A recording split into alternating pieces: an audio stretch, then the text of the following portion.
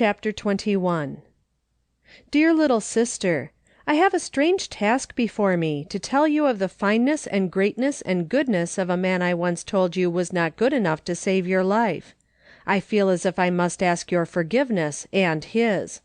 You were keener sighted than we all, and we are ashamed.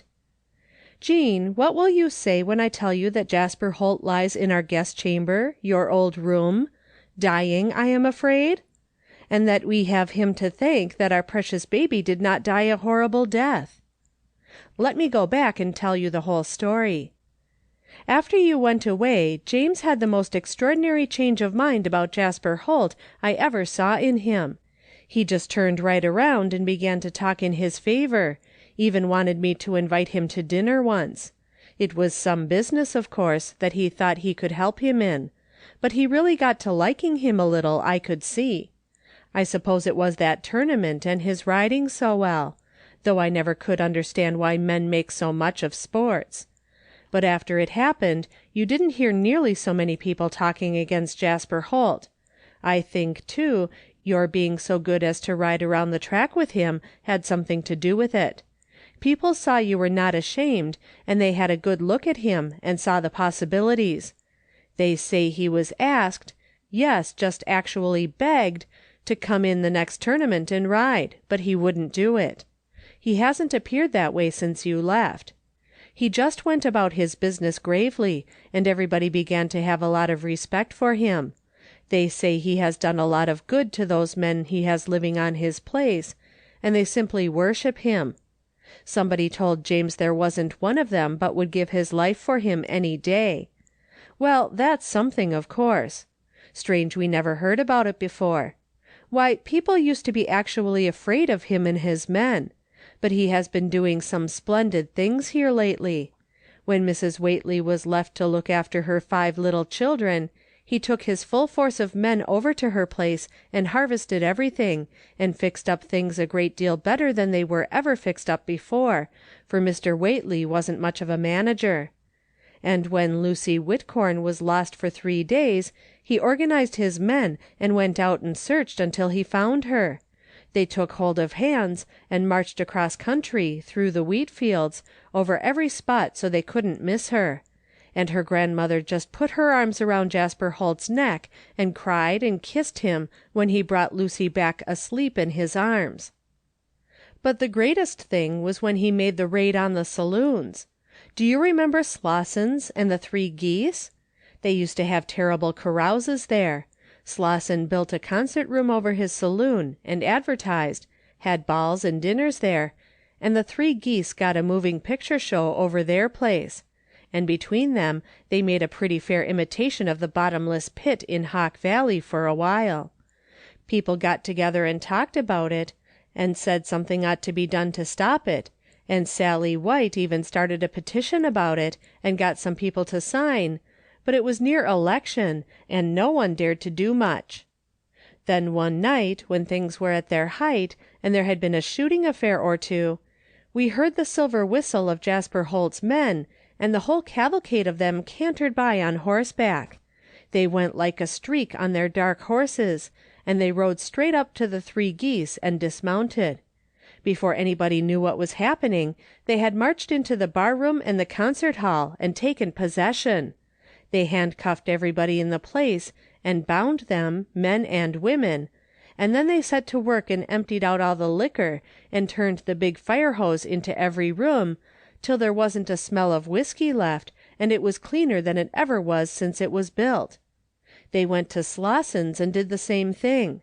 Slosson and Craven of the 3 Geese they put into jail, and some of the others who had been most criminal, and they cleaned the whole place out. Jasper Holt took some of the prisoners to his own house and kept them there till he reformed them, and he has been keeping an eye on them right along ever since. Of course, after that, people rallied around him, and were only too glad to be counted in with him. They all admired his nerve, and they saw he could make things go, so they turned to work, and last month they made him mayor of the town, and he has reformed everything in the place, till you wouldn't know it for the same town. Now, that's the preface, and I ought to have told you long ago, little sister, but I suppose I was ashamed to, after all I had said. But now I'm coming to the real story, the one that brings the tears to my eyes and makes me feel like sobbing, and I have to stop writing and go and kiss my baby before I can go on.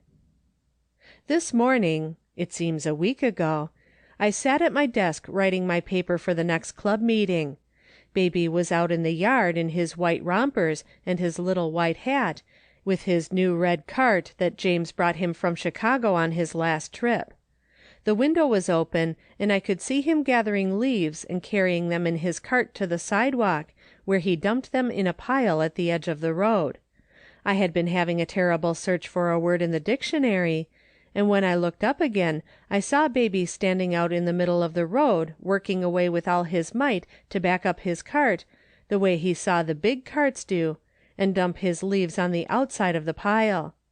I didn't think much about it, because there are no teams around in the early morning usually, and the autos, the few we have in town, don't come on this street much. But just as I was beginning to write again, I heard a horrible roaring sound, and horses' feet flying down the street. Something gripped my throat with fear, and I could scarcely get out of my chair. I could see the baby standing perfectly still, looking at something coming towards him. His little red wagon was standing on end, the red paint gleaming in the sun. Then I heard that roar again, and I called to Jamie to come in quickly, but he didn't seem to know just what to do. He took hold of the handle of his cart and seemed to be worried for fear it would be run over. He tried to hurry with it on to the sidewalk, but being on end it wouldn't work quickly. On came that horrible roar. I don't know how I got on the porch, but there I saw a great angry bull bearing down straight upon the baby. I screamed and tried to run down the steps, but I was so frightened my knees just sank under me, and there I was in a heap on the steps struggling to get up, and my baby standing still not 10 feet from that snorting, fiery creature with its horns lowered at him. I shut my eyes, it was so terrible, like a nightmare, you know, when you can't do a thing. I thought I was going to faint, and I tried to call James, though I knew he wasn't at home. Then a wonderful thing happened. A horse was flying down the street from the opposite direction, straight at the bull, but Baby was between. I hadn't time to think before the man on the horse swung over from his saddle, gathered up the baby, and dashed sideways out of the bull's way. It was Jasper Holt, and he picked up Jamie just as he did your handkerchief that day at the tournament. The poor mite held on to his dear red cart handle till he was up in the saddle, hindering the horse's movements, of course, and it dangled for a minute right in front of the infuriated bull's eyes, who charged at it viciously. Then the weight of the cart wrenched it from Jamie's hand, and it fell clattering under the horse's feet, but the bull turned and made for the horse, who dashed back and forth from side to side, dodging those awful horns as if he were a human being and knew how to reason. Jasper Holt tried to get near the fence to drop the baby over, but every time he came near the bull was in the way. It was only a second of time that it all took, of course, but it seemed hours, and I could only scream, but the bull roared so loud that I couldn't be heard. Then the dear black horse plunged right over the bull and started down the street, but the bull turned and caught him in the thigh with his horn and tore a great gash. Oh, Jean, I can't describe it all.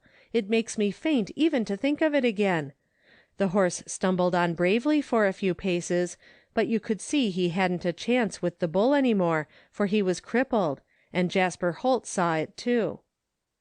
By that time some men had come with guns, and that splendid fellow, with the horse staggering under him and the bull charging straight at him, held the baby up in the air and told the men to shoot. It meant a terrible risk to himself, of course, because he was in the line of fire. But there was nothing else to do. They shot as carefully as they could, and in a minute or two the bull gave one awful roar and lurched back. The horse sank too, and someone took the baby. It was all confusion in my mind. I don't really know what happened, only that after I got Jamie in my arms and had hugged him and kissed him till he cried, I looked up and saw them bringing Jasper Holt in at the gate. His eyes were shut and one arm hung at the side. They said he had been shot, but had held up the baby till the bull was out of the fight. I made them take him to your room, and someone brought the doctor almost at once, but it was a serious thing, I could see from the first. They wouldn't let me in the room. I telephoned for James and put the baby to sleep, for he was all worn out with the excitement, and kept starting awake and crying out, "Naughty cow, naughty cow." But just as I laid him down in his crib, the doctor came and said Jasper Holt wanted to see me. Jean, I didn't think a few minutes could make a difference like that in a great, big, strong man. He lay there so still that I thought he was dead at first. And white under all his fine tan, he was as white as a ghost, with his head all done up in bandages, and his beautiful hair clotted with blood. One of the shots plowed deep into the scalp, it seems. He opened his eyes — what wonderful eyes he has! — and looked at me as if he were pinning his last hope upon me, and he smiled just faintly. I never knew what perfect lips and teeth he had before, and his smile just like a little child's. One could see it was a great effort for him to speak. "Will you tell your sister that I've kept my promise?" he said, slowly and distinctly. When I told him I would, his eyes lighted up as if the sun were shining behind them, and then they fell shut, and I think he must have fainted again. I came quite close and tried to tell him how grateful I was to him for saving the baby's life, but his eyelids never even quivered. Then the doctor drew me away and said it wasn't any use to talk, that he couldn't hear me, so I came away, but I couldn't do a thing but just hover around the door till James came. Then he went in and found out how things were. It seems the bull gored him. That is, they call it a scratch, but by their faces I know it's a pretty serious scratch. 3 shots entered his body, one a deep scalp wound, one in his shoulder and one in his arm. They have been probing the wound and having some kind of an operation. They don't know whether he will pull through or not. They say the only thing that is in his favor is his splendid health. The men are talking now about his fine, clean life, and the way he has been doing lately, especially. It seems that he never drank, nor did a lot of things that people took for granted he did. Oh, Jean, I can't stand it if he doesn't get well, so I can thank him for saving my baby to me. To think that if it weren't for him lying there dying now, I should have nothing left of my beautiful baby but a little mangled corpse. Jean, I know now why you looked that way when you said I did not know Jasper Holt, the fine, true, strong, brave, tender — But the tears blinded Jean's eyes and she could read no more. For a moment she bent her head and sobbed behind the vines. But only for a moment. A frenzy of fear seized her. He was dying perhaps, and he needed her. She lifted her head with sudden resolve and hastily read the closing sentences of the letter. Then, gathering up the scattered sheets, she hurried in to her father. End of chapter 21.